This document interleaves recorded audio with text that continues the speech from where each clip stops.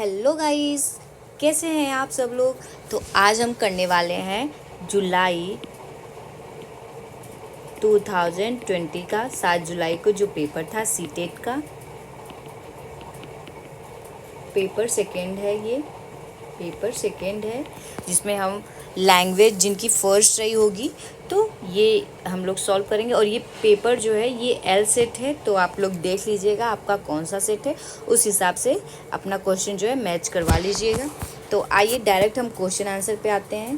पहला क्वेश्चन है, गद्यांश के अनुसार साहित्य में किस तरह की चिंता झलकती है? सामाजिक विघटन की, समाज के आधुनिक होने की, मूल्यों के बिखरने की, नए सिद्धांतों के बनने की। तो इसमें जो है हमारा ऑप्शन तीसरा करेक्ट हो जाएगा, मूल्यों के बिखरने की। अगला क्वेश्चन है, किस तरह के साहित्यकारों की आवश्यकता हर युग में बनी रहती है? जो समाज का विकास करते हैं, जो समाज का मनोरंजन करते हैं, जो समाज को जागरूक बनाते हैं, या जो समाज को नैतिक बनाते हैं। तो ऑप्शन दूसरा हमारा करेक्ट हो जाएगा, जो समाज को जागरूक बनाते हैं। अगला क्वेश्चन है, विशृंखलित में प्रत्यय है। प्रत्यय क्या होते हैं ये आपको मैंने अपने वीडियो में बताया था प्रीवियस ईयर के जो हमने प्रैक्टिस शीट किया था उसमें, कि प्रत्यय वो होते हैं जो शब्दों के पीछे लगते हैं। तो जब हम इसका संधि विच्छेद करेंगे, इसको दो भागों में बांटेंगे, तो श्रृंखलित और इत हो जाएगा। तो इत जो होगा इसका प्रत्यय हो जाएगा, ऑप्शन चौथा करेक्ट हो जाएगा।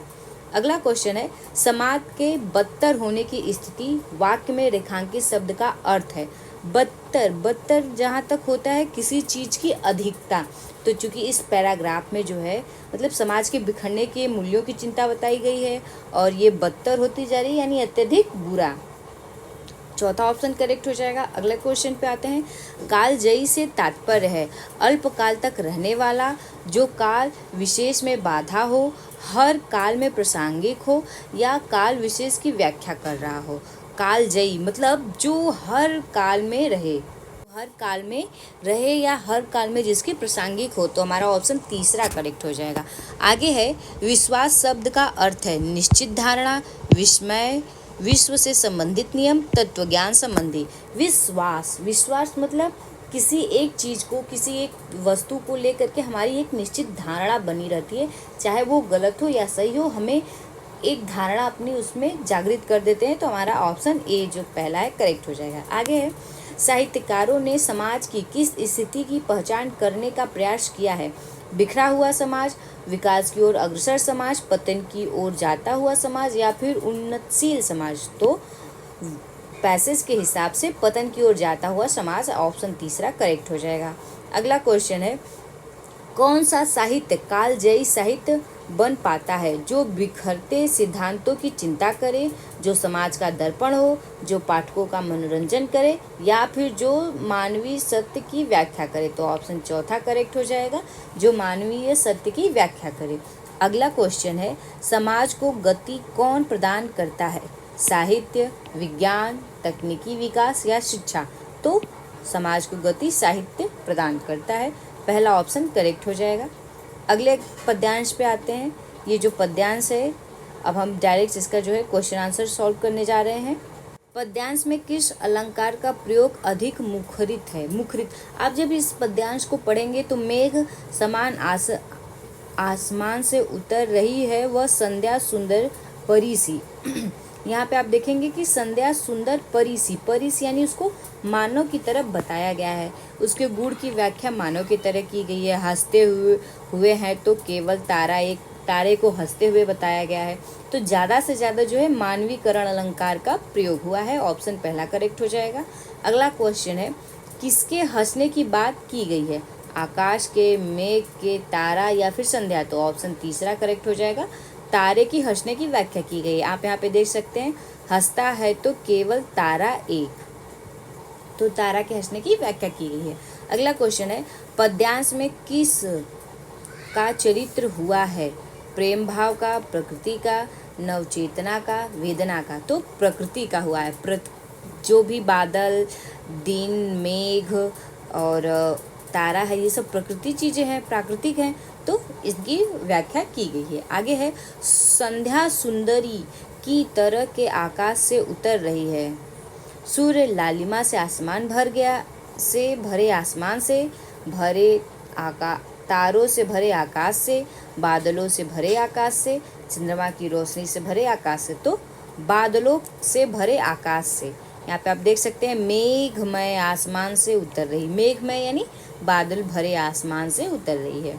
आगे है हृदय राज की रानी किसके लिए प्रयुक्त किया गया है? तिमिर के लिए, मेघ के लिए, आकाश के लिए या फिर संध्या के लिए? तो ऑप्शन चौथा करेक्ट हो जाएगा, संध्या के लिए। अगला क्वेश्चन है दिवसावसान का संधि विच्छेद करिए। दिवसावसान का संधि विच्छेद कौन सा होगा? तो दूसरा जो है करेक्ट हो जाएगा, दिवस प्लस अवसान, दिवसावसान हो जाएगा। अगले क्वेश्चन पे आते हैं। अगला क्वेश्चन है विद्यालयों को योगात्मक द्विभाषावाद का अनुसरण करना चाहिए क्योंकि यह प्रथम भाषा के विकास में अवरोध पैदा करता है, बच्चों की संस्कृति और भाषा को महत्व देता है, अंग्रेजी शिक्षण को द्विभाषा के रूप में महत्व देता है, बच्चों की भाषा को समुन्नत करता है परंतु उनकी संस्कृति को नहीं। तो इसमें ऑप्शन जो है दूसरा करेक्ट हो जाएगा, बच्चों की संस्कृति और भाषा को महत्व देता है। आते हैं अपने अगले क्वेश्चन की तरफ। अगला क्वेश्चन है कॉलम ए को भाषा शिक्षण विधियां हैं और कॉलम बी में उसकी समझ या संबंधित गतिविधियां हैं, मिलान करें। कॉलम ई ये है, कॉलम बी है संप्रेषणात्मक भाषा, प्रत्यक्ष विधि, व्याकरणवाद, वेस्ट की नवीन विधि, और इधर जो है सामाजिक रूप से स्वीकृत और संदर्भ के अनुरूप भाषा, मौन पठन, लिखित साहित्य सामग्री, व्याकरण को आगमनात्मक तरीके से पढ़ना। तो ये जो वेस्ट की नवीन विधि है, इन्होंने माना है कि मौन जो है पढ़ना ज़्यादा ही अच्छा है। तो पहले तो अब देख लेते हैं कि किसका कौन सा मैच है। तो इसमें ऑप्शन जो है दूसरा हमारा करेक्ट हो जाएगा। फर्स्ट का जो है फर्स्ट ही रहेगा, संप्रेषणात्मक भाषा शिक्षण सामाजिक रूप से स्वीकृत और संदर्भ है। बी का चौथा हो जाएगा और सी का तीसरा हो जाएगा, ये सी का तीसरा और डी का जो है दूसरा हो जाएगा। बढ़ते हैं अगले क्वेश्चन की तरफ। अगला क्वेश्चन है, एक मिनट, श्रवण में क्या शामिल है? ध्वनियों की पहचान करना और उनसे अर्थ निकालना, ध्वनि सुनना, ध्वनियाँ जैसी हैं तदनुपात डिकोड करना, विषय वस्तु के बारे में अनुमान लगाना, विषय के पूर्व ज्ञान का इस्तेमाल करना। तो ऑप्शन इसमें जो है ज़्यादातर अच्छे कह सकते हैं ज़्यादा पॉजिटिव सेंस में जो है वो ऑप्शन तीसरा है, विषय वस्तु के बारे में अनुमान लगाना। क्योंकि आप किसी भी तरह की ध्वनि सुन चुके हैं तो एक ही ध्वनि कई तरह के अर्थ को बताती है। जैसे कभी किसी चीज़ को बारे में हम जानते हैं तो उसे अच्छा कहते हैं, लेकिन कभी किसी चीज़ के लिए गुस्सा में होते हैं तो अच्छा शब्द को ही बहुत जल्दी बोलते हैं गुस्से में आकर के, और कभी खुश रहते हैं तो उसी अच्छा को बहुत अच्छे से और धीरे में बोलते हैं। तो शब्द तो एक ही है, लेकिन समय और सिचुएशन के हिसाब से उसका अनुमान लगाते हैं ना कि आदमी किस मूड में है। तो ज़्यादा ऑप्शन जो है तीसरा ही सही होगा। आते हैं अगले क्वेश्चन की तरफ। अगला क्वेश्चन है भारत में भाषाओं के बारे में कौन सा कथन सही नहीं है? इसमें हमें गलत कथन ढूंढना है। हिंदी भारत की उपमहाद्वीप की लोक भाषा लिंगवा फ्रांका है, ये तो सही है। भारत के संविधान के अनुसार अंग्रेजी सह राजकीय भाषा, ये भी ऑप्शन करेक्ट है।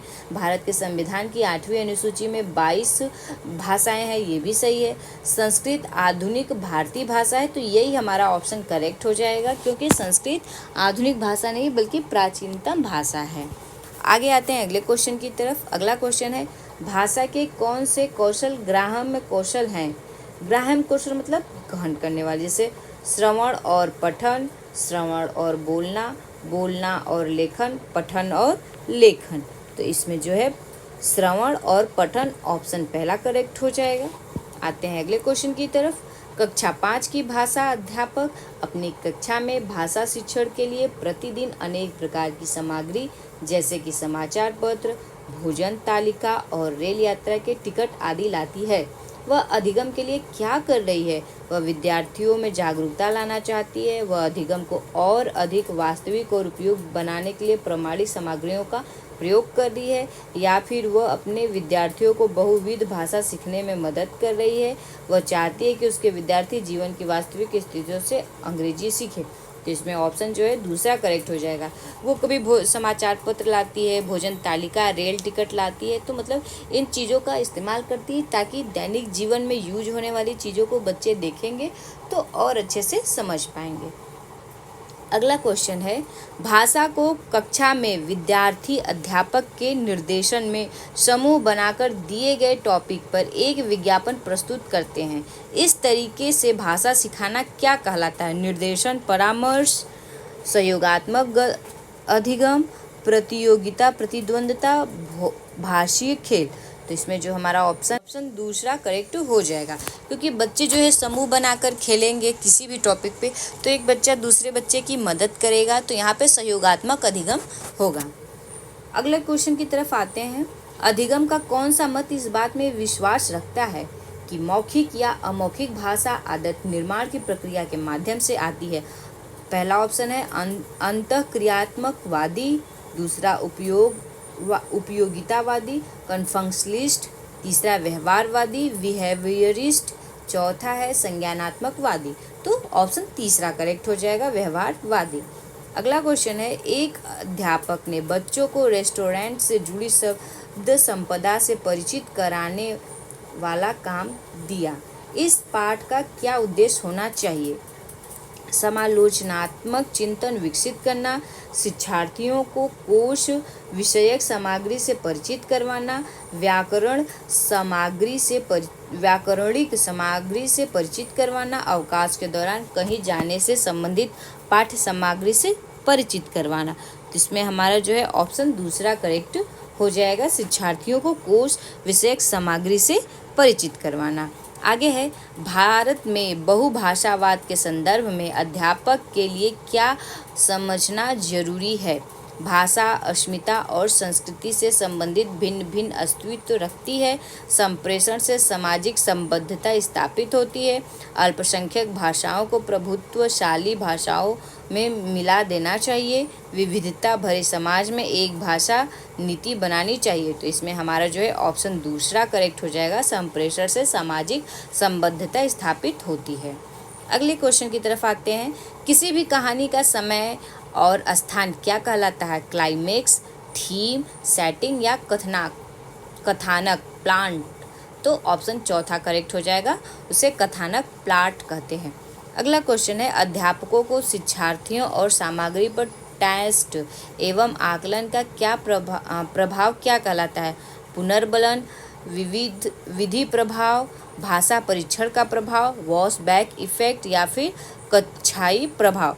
तो इसमें जो है हमारा ऑप्शन करेक्ट हो जाएगा, भाषा परीक्षण का प्रभाव। आते हैं अगले क्वेश्चन की तरफ। अगला क्वेश्चन है, भाषा की कक्षा में एक अध्यापक ने विद्यार्थियों के एक समूह को ग्राहक, पार्टी डीलर, मकान मालिक और किराएदार का अभिनय करने के लिए कहा और शेष विद्यार्थियों से कहा कि इन अभिनयों को देखें और वार्तालाप का आनंद लें। इस गतिविधि को क्या कहेंगे? निर्देशन, रोल प्ले, ड्रामा या फिर अभिनय की कक्षा। तो इसे हम रोल प्ले कहेंगे।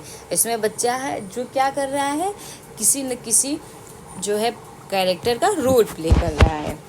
भाषागत कार्यशैली, स्वर शैली, तान, बलाघात और लय को क्या कहा जाएगा? प्रासंगिक, अध्यादेश, काव्य, छंदशास्त्र या फिर ध्वन्यात्मकता। तो इसमें जो है इसे प्रशासनिक अध्यादेश कहा जाएगा। ऑप्शन पहला करेक्ट हो जाएगा। आगे है, किसी श्रवण से जुड़ी गतिविधि की योजना बनाते समय कौन सा कारक महत्वपूर्ण नहीं है? वक्ताओं की संख्या, रिकॉर्डिंग को थोड़ा सा रोकना, पॉज देना, बोलने की गति, वक्ता का जेंडर। कारक महत्वपूर्ण नहीं है, तो ऑप्शन चौथा जो है हमारा करेक्ट हो जाएगा। वक्ताओं का जो जेंडर है वो महत्वपूर्ण नहीं है।